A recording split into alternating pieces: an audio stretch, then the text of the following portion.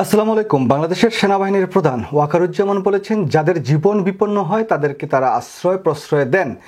এখন প্রশ্ন হচ্ছে যে এই যে বর্তমানে যারা ছাত্র আন্দোলন করেছেন তাদের উপর যখন শেখ হাসিনা নির্বিচারে গুলি করলো, বাড্ডা, উত্তরা সহ দেশের অনেক জায়গায় সেনাবাহিনী যখন গুলি করলো, তখন তার এই কথাটি কই ছিল? তখনও তিনি, এই যে বর্তমান যিনি সেনাপ্রধান, তিনিই কিন্তু সেনাবাহিনীর প্রধান ছিলেন। এখন বর্তমান সময়ে যখন ছাত্র জনতার বিপ্লবের মধ্য দিয়ে বাংলাদেশে একটি নতুন সরকার গঠিত হলো, ঠিক সেই সময় সেনাবাহিনীর প্রধান এই বিগত দিনে যারা বাংলাদেশে গুম, খুন, হত্যা, অত্যাচারের সাথে সম্পৃক্ত ছিল, আওয়ামী সেই সমস্ত গুন্ডা পান্ডাদের, সেই সমস্ত খুনিদের সেনাবাহিনীর যে ক্যান্টনমেন্টের ভিতরে তাদের আশ্রয় প্রশ্রয় দিচ্ছেন এবং তাদের জীবন বিপন্ন হয়ে যেতে পারে বাইরে থাকলে, তাদের জীবন রক্ষা করছেন। এখন আমার প্রশ্নটা হচ্ছে, যখন সাধারণ ছাত্রদের জীবন বিপন্ন ছিল তখন সেনাবাহিনী কোথায় ছিল? সেনাবাহিনী তো নিজেরাই গুলি করেছে। সেনাবাহিনীর প্রধান তখন সেই জায়গায় যদি ব্যর্থ হয়ে থাকে, তাহলে সেটার ব্যর্থতার দায় তিনি কাঁধে নিয়ে তিনি অবসরে চলে যাক, তিনি রিটায়ারমেন্টে চলে যাক, সেটা তো সেনাবাহিনীর প্রধান করছেন না। এই জায়গাতে প্রথম আলোতে একটি রিপোর্ট প্রকাশিত হয়েছে গতকালকে, আমি সেই রিপোর্টটির ভিত্তিতে আপনাদের কথা বলছি। সেখানে বলছেন যে সেনাবাহিনীর প্রধান জেনারেল ওয়াকারুজ্জামান বলেছেন, কারো জীবন যদি বিপন্ন হয় ধর্ম বর্ণ নির্বিশেষে অবশ্যই আমরা তাদের আশ্রয় দিয়েছি। তাদের প্রতি যদি কোনো অভিযোগ থাকে, মামলা হয়, অবশ্যই তাদের শাস্তির আওতায় আনা হবে, কিন্তু অবশ্যই আমরা চাইব যেন বিচার বহির্ভূত কোনো কাজ না হয়, হামলা হোক, কাজ না হোক, হামলা না হোক। আচ্ছা, ঠিক আছে, তাদের জীবনের যে হুমকি আছে সেটার জন্য তাদের আমরা আশ্রয় দিয়েছি। যে দলেরই হোক, যে মতেরই হোক, যে ধর্মেরই হোক, সেটা আমাদের আমরা করব। ঠিক আছে, আপনারা করেন, অসুবিধা নেই, আপনাদের করতে কোনো বাধাও নাই। বিগত শেখ হাসিনা সরকারের আমলে যেই পরিমাণ বিএনপি নেতা গুম হয়েছে, আয়নাগর খ্যাত যে গুম খুনের যেই প্রধান যেই জায়গাটি ছিল, সেই জায়গাটি তো ডিজিএফআই, এনএসআই তারাই পরিচালনা করেছে, সেনাবাহিনী পরিচালনা করেছে। তখন তাদেরকে কিভাবে আপনারা আশ্রয় প্রশ্রয় দিয়েছিলেন? পচা খাবার খেতে দিয়ে, তাদেরকে নির্যাতন করে, তাদেরকে অত্যাচার করে কিভাবে করেছিলেন সেনাপ্রধান? আমি জানি না আপনি কি বলতে চান। আপনি এই আওয়ামী লীগ সন্ত্রাসী খুনিদের হয়তো বা সেভ করার জন্য আপনি কিন্তু এই কাজগুলো করছেন, এটা আমি একদম নির্দ্বিধায় বলতে পারি। শেখ হাসিনা পালিয়ে গেছে, শেখ হাসিনা পালিয়ে যাওয়ার সাথে সাথে তাদের যে অপকর্ম সেটা কিন্তু শেষ হয়ে যায়নি। সুতরাং জনগণ যেহেতু এখন রাজপথে আছে, জনগণ তাদের বিচার করুক, জনগণের বিচারের সম্মুখীন তারা হোক, সেটা আমি চাই।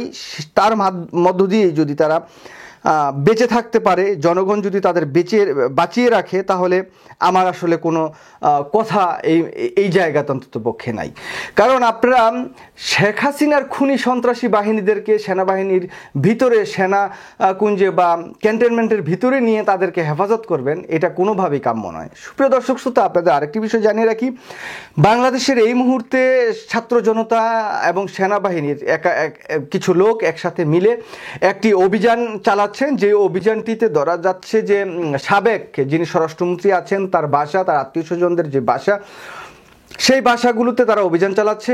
ছাত্ররা ধারণা করছেন যে তিনি সেই বাসার কোনো না কোনো জায়গায় পালিয়ে আছেন, এরকমটাই ধারণা করছেন। তো আমরা এখনো পর্যন্ত জানি না যে আসলেই স্বরাষ্ট্রমন্ত্রী দেশ থেকে পালিয়ে গেছেন না বাংলাদেশে আছেন, কোনো না কোনো জায়গায় তিনি পালিয়ে আছেন। তাকে খোঁজার যে চেষ্টাটা চলছে, সেটা যদি তিনি থেকে থাকেন, হয়তো বা তিনি গ্রেপ্তার হয়ে যাবেন।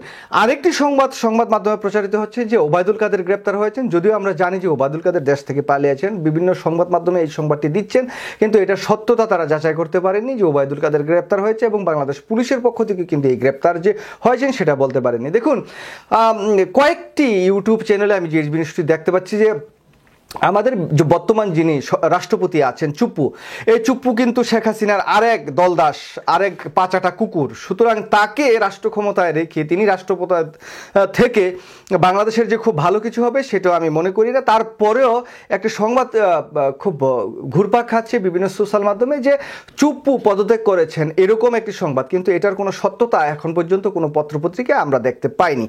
যাই হোক, অনেক বিষয় চলছে বাংলাদেশে। আপনারা জানেন যে এই যে সেনাপ্রধান যে কথাটা বলেছেন, এবং সেনাপ্রধান যেভাবে আওয়ামী লীগের নেতাকর্মীদেরকে এই যে সেনাবাহিনীর ভিতরে বা ক্যান্টনমেন্টের ভিতরে নিয়ে আশ্রয় দিয়েছেন, এটা আমি অন্ততপক্ষে কোনোভাবেই কাম্য করি না। কারণ যারা গুন্ডা, যারা সন্ত্রাসী, তারা জনগণের রোষানলে পড়তে পারেন। তো জনগণ কাদের রোষানলে নিয়ে আসছে? যারা খুন করেছে বিগত দিনে।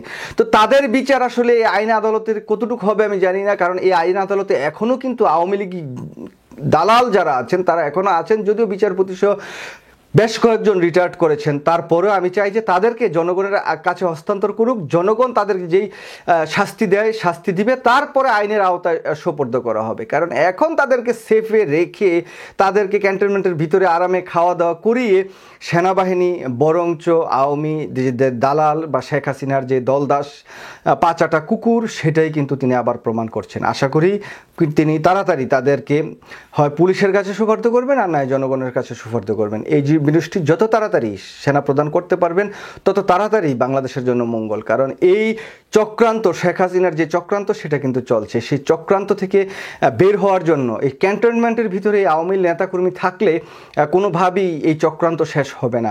যদিও এই যে 15ই আগস্টের যে সাধারণ ছুটি, সেটা বন্ধ করে দেওয়া হয়েছে। বাংলাদেশ জাতীয়তাবাদী দল বিএনপি 14 এবং 15 তারিখ এই শেখ হাসিনার খুন গুম যে হত্যাযজ্ঞ বাংলাদেশে চালিয়েছে, তার বিপক্ষে দাঁড়িয়ে তারা কিন্তু একটি মানে পদযাত্রা বা একটা র্যালির মতো সারা বাংলাদেশ ব্যাপী করবেন।